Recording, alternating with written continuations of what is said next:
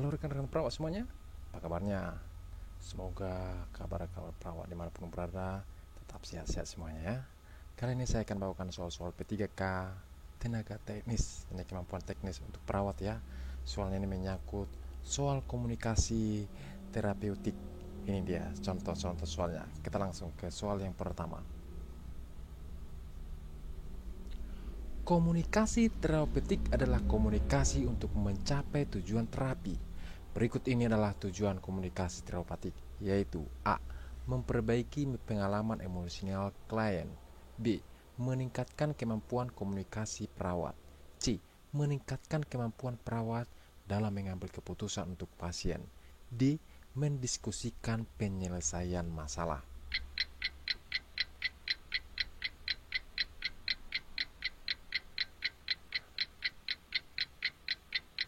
Jawabannya adalah yang B, meningkatkan kemampuan komunikasi perawat. Kita lihat pembahasannya. Komunikasi terapeutik adalah komunikasi yang dirancang untuk direncanakan untuk tujuan terapi dalam rangka membina hubungan antara perawat dengan pasien agar dapat beradaptasi dengan stres, mengatasi gangguan psikologis sehingga dapat melegakan serta membuat pasien merasa nyaman yang pada akhirnya mempercepat proses kesembuhan pasien. Komunikasi terapeutik sangat penting dan merupakan komunikasi yang direncanakan secara sadar dan dipusatkan serta bertujuan untuk kesembuhan pasien. Seluruh perilaku dan pesan yang disampaikan perawat hendaknya bertujuan terapeutik untuk pasien. Komunikasi terapeutik bukan tentang apa yang dilakukan oleh seorang perawat, tetapi bagaimana perawat itu melakukan komunikasi dengan pasien serta mengembangkan hubungan yang saling membantu antara perawat dengan pasien yang dengan tujuan untuk kesembuhan pasien tersebut. Itu dia pembahasannya. Kita lanjut soal yang kedua. Berikut ini merupakan karakteristik hubungan terapeutik perawat klien adalah A. Informasi hampir sama antara komunikasi dan komunikan. B. Dibangun atas dasar untuk memenuhi kebutuhan klien. C. Kebutuhan untuk kebersamaan pihak yang terlibat. D. Orang yang terlihat bebas.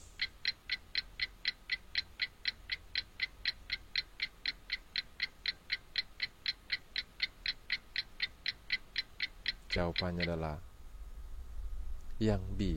Dibangun atas dasar untuk memenuhi kebutuhan klien.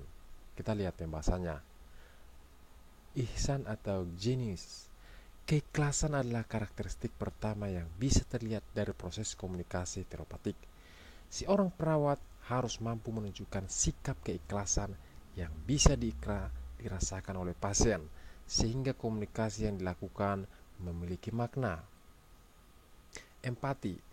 Karakteristik komunikasi terapeutik selanjutnya adalah empati.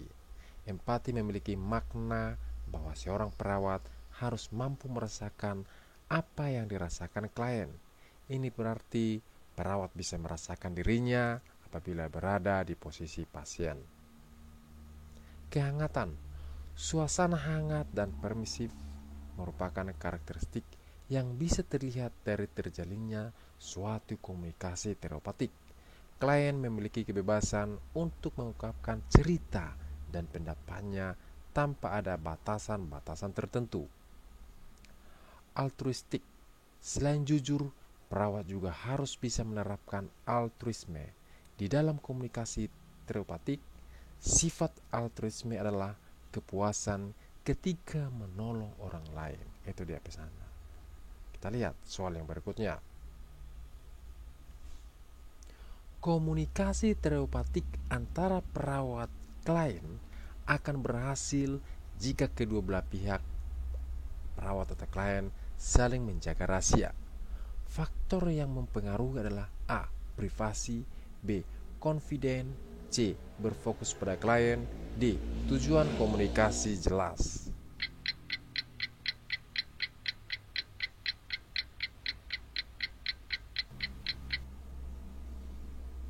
Jawabannya adalah yang A. Kita lihat pembahasannya. A adalah privasi ya. Kita lihat pembahasannya. Dalam melakukan sebuah komunikasi, salah satunya komunikasi yang telepatik, dapat dipengaruhi beberapa hal, antara lain. Yang pertama, perkembangan. Perkembangan manusia mempengaruhi bentuk komunikasi dalam dua aspek, yaitu tingkat pengembangan tubuh mempengaruhi kemampuan untuk menggunakan teknik komunikasi tertentu dan untuk mempersepsikan pesan yang disampaikan. Persepsi. Persepsi adalah pandangan pribadi seorang terhadap suatu kejadian atau peristiwa. Persepsi dibentuk oleh harapan atau pengalaman. Perbedaan persepsi dapat mengakibatkan terhambatnya komunikasi. Yang ketiga, gender.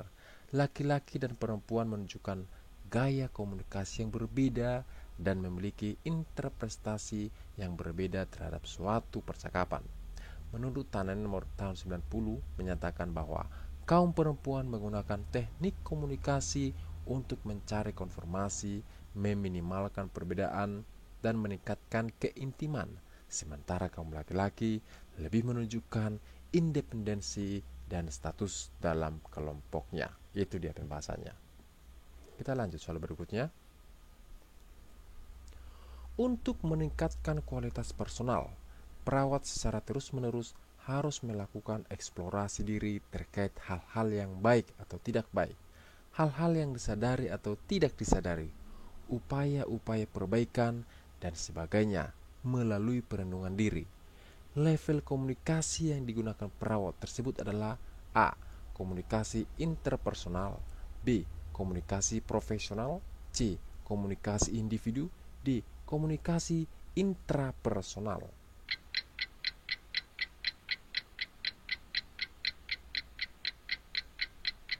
Jawabannya adalah yang D. Komunikasi intrapersonal. Kita lihat pembahasannya. Komunikasi intrapersonal memberi kesempatan untuk berbincang dengan diri sendiri serta mengetahui nilai, sikap, dan perilaku orang lain, sehingga bisa menanggapi serta memprediksi tindakan orang lain. Tujuan komunikasi intrapersonal adalah menganalisis lingkungan sekitar, mulai dari objek yang diamati hingga orang lain. Selain itu, komunikasi intrapersonal juga bertujuan untuk melakukan penalaran atau berpikir logis dalam menyikapi kondisi atau hal tertentu. Kita lanjut soal berikutnya. Seorang perawat sedang duduk di hadapan pasien yang sedang menangis sambil memegang tangannya. Perawat diam dan selalu memandang pasien dengan penuh perhatian. Tujuan komunikasi telepatik pada situasi tersebut adalah A. Membantu kesembuhan, B. Membantu mengatasi masalah, C. Melakukan tindakan yang tepat, D. Memperbaiki pengalaman emosional.